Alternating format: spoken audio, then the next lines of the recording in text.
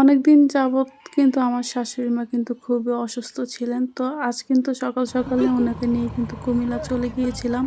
সাথে আমার দেওর ছিল, আমার ভাগ্নি ছিল। তো রাস্তাঘাটে আমাদের সাথে কি দুর্ঘটনা ঘটলো সেটাই আজ আপনাদের সাথে শেয়ার করব। সো হ্যালো এভরিওয়ান, আসসালামু আলাইকুম। কেমন আছেন সবাই? আল্লাহর রহমতে ভালো আছেন, সুস্থ আছেন। তো এই তো সকাল কিন্তু আমরা রওনা হয়ে গিয়েছি। আর এটা কিন্তু আমাদের কচুয়ার রাস্তা।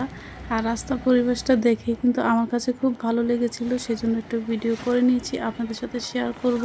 সিএনজি থেকে নেমে কিন্তু আমরা একটা বাসে উঠেছিলাম, লোকাল বাসে। তো সেটার সাথে কিন্তু ধাক্কা লেগে কিন্তু একটা অটো রিকশা কিন্তু পড়ে গিয়েছে। সেখানে কিন্তু যাত্রী পিছনে ২ জন ছিল আর ড্রাইভার সহ ৩ জন ছিল।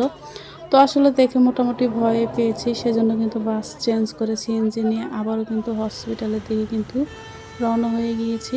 আর এই তো এটা কিন্তু হচ্ছে কুমিল্লা শহর, টমসম ব্রিজের নিচে আর কি। তো এখান থেকে আমরা বের হয়ে কিন্তু আমরা আরেকটা কিন্তু সিএনজিতে উঠে গিয়েছি, যেহেতু আমরা হসপিটালে যাব। তো এই তো সিএনজিতে উঠে কিন্তু আবারও কিন্তু হসপিটালে যাওয়ার উদ্দেশ্যে কিন্তু সেখানে কিন্তু চলে গিয়েছি। আর এখানে কিন্তু আশেপাশের পরিবেশগুলো খুবই সুন্দর ছিল। তাদের কাছে এই কুমিল্লা শহরটা একদমই অচেনা, তাদের কাছে কিন্তু এই পরিবেশটা কিন্তু খুবই ভালো লাগবে। আর যাদের কাছে পরিচিত তাদের কাছে তো আরও বেশি ভালো লাগবে, যারা যেহেতু পরিচিত জায়গা। তো সিএনজি থেকে নেমে কিন্তু আমরা কিন্তু হসপিটালে কিন্তু সামনে চলে আসছি। তো সেখানে কিন্তু চলে গিয়েছি। আমরা যে ডক্টরকে দেখাবো, এই ডক্টরের নিজস্ব হসপিটাল এটা, ডক্টর পিয়ন চক্রবর্তী। আসলে উনি ডক্টর হিসেবেও কিন্তু খুবই ভালো।